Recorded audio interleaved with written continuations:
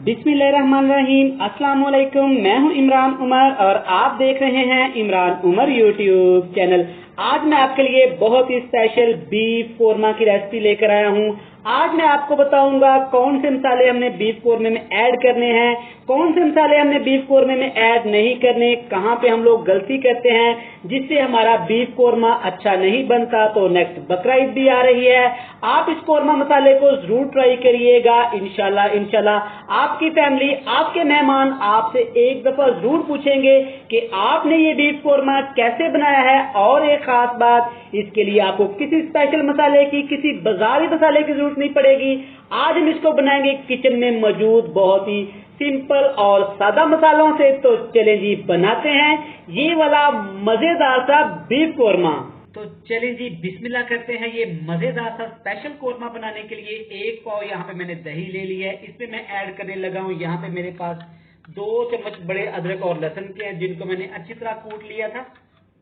Powder मसाले add करते हैं। 1 चम्मच कुटी हुई लाल मिर्च ऐड कर देंगे। हाफ टेबल स्पून इसमें जाएगा लाल मिर्च का पाउडर। हाफ चम्मच इसमें हल्दी पाउडर जाएगा।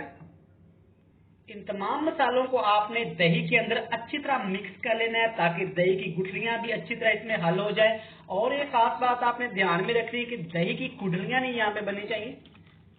यहाँ पे चेक करें, मसालों को दही के अंदर मैंने अच्छी तरह हल कर लिया है। अब इसमें ऐड कर देंगे, यहाँ पे है मेरे पास बीफ। ये बीफ मेरे पास तकरीबन 1 केजी। आप चाहें तो चिकन भी ले सकते हैं, मटन भी ले सकते हैं। मैं यहाँ पे बोनलेस बीफ इस्तेमाल कर रहा हूँ।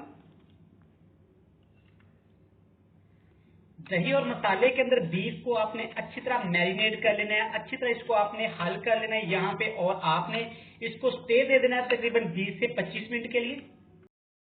तो चले जी, बीफ को हमने रख दिया है मैरिनेशन के लिए। अब हम यहाँ पे तैयार कर लेंगे मजेदार सा कोरमा मसाला, जिसके लिए मैंने एक कढ़ाई में ले लिया है हस्बे जरूरत कुकिंग ऑयल। अब इसमें मैं ऐड करने लगा हूँ, ये है मेरे पास 1 बड़ा चम्मच भर के काली मिर्च साबुत वाली। आपने इसको इस ऑयल के अंदर तकरीबन 1 मिनट के लिए रोस्ट करना है।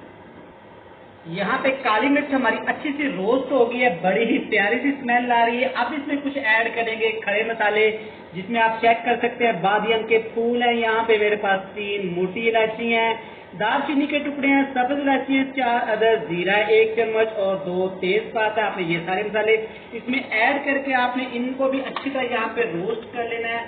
और एक जरूरी बात, आपने आग का फ्लेम नीचे लो टू मीडियम रखना है, ये मसाले बहुत ही जल्दी जल जाते हैं।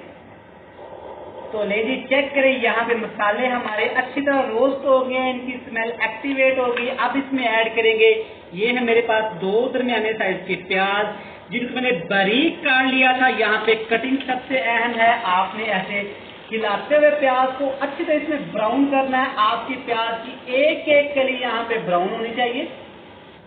तो ले जी, यहाँ पे चेक करें, प्याज हमारे ब्राउन हो गए हैं। ज्यादा प्याज को आपने ब्राउन नहीं करना वरना कोरमे का कलर खराब हो जाएगा, डार्क हो जाएगा। अब इसमें ऐड कर देंगे ये जो हमने अच्छी तरह बीफ को मैरिनेट कर लिया था, ये ऐड कर देंगे। और अच्छी तरह प्यालियों को, बर्तनों को साफ किया करें, कोई भी चीज जाया नहीं होनी चाहिए।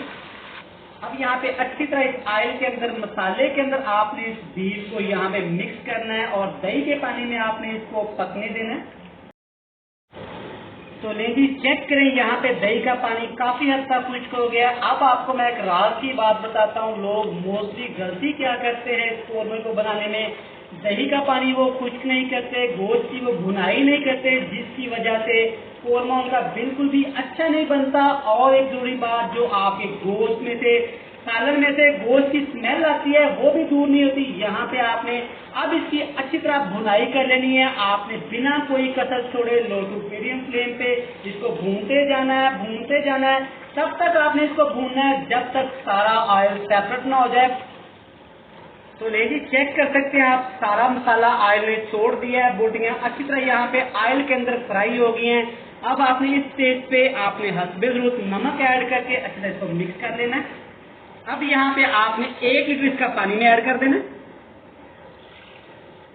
पानी ऐड करने के बाद एक दफा आपने अच्छी तरह इसको मिक्स करना है। अच्छी तरह तमाम मसाले को आपने इस पानी के अंदर हल कर देना है। अब यहाँ पे आपने इसके ऊपर कवर लगा देना है और इसको पकने देना है तकरीबन 25 से 30 मिनट के लिए। अगर आप प्रेशर कुकर में बना रहे हैं तो आपने 10 से 15 मिनट के लिए इसको प्रेशर लगा देना है। यहाँ पे हमारे कोरमे को पकते हुए तकरीबन आधा घंटा हो चुका है। अल्हम्दुलिल्लाह अल्हम्दुलिल्लाह। आप चेक करें कलर और इसकी तमाम ग्रेवी आप चेक कर सकते हैं कितनी मजे की लग रही है। अच्छी तरह आपने यहाँ पे कब इसको मिक्स कर लेना है। अब यहाँ आप पे डिपेंड है आप ग्रेवी कितनी रखना चाहते हैं, आप कोरमे का शोरबा कितना रखना चाहते हैं। एक बहुत जरूरी बात मैंने आपसे करनी थी कि मोस्टली हम लोग गलती क्या करते हैं कि कोरमे के अंदर हम लोग टमाटर ऐड कर देते हैं, ज्यादा प्याज ऐड कर देते हैं, ओवर मसाले ऐड कर देते हैं, जिससे बीफ का, चिकन का, मटन का ओरिजिनल टेस्ट, वो कुदरती टेस्ट कहीं खो जाता है। तो आपने टमाटर इस रेसिपी में ऐड नहीं करना। यहाँ पे ये बन के तैयार है। एंड पे आपने इसमें सब्ज मिर्चे, एक लंबी सब्ज मिर्ची थी जिसको मैंने सेंटर से काट लिया था और एक को मैंने टुकड़ों में काट लिया था, ये ऐड करेंगे। ये मजेदार था शादियों वाला, दावतों वाला, बकरा ईद वाला कोरमा बन के तैयार है। तो इसकी हम आपको दिखाएंगे प्यारी सी फाइनल लुक। तो ले जी देखें, माशाल्लाह माशाल्लाह, बिल्कुल दावतों वाला, शादियों वाला कोरमा हमारा लग रहा है। और हमने इसको बिना किसी स्पेशल मसाले के, बाजारी मसाले के तैयार कर लिया है। आप इस रेसिपी को इस बकरा ईद पे जरूर ट्राई करिएगा। इंशाल्लाह आपको बहुत ही अच्छे रिजल्ट मिलेंगे। वीडियो अच्छी लगे तो चैनल को सब्सक्राइब कर दीजिएगा, वीडियो को लाइक कर दीजिएगा। मिलते हैं नेक्स्ट किसी अच्छी वीडियो में। बहुत सारा प्यार। अल्लाह हाफिज।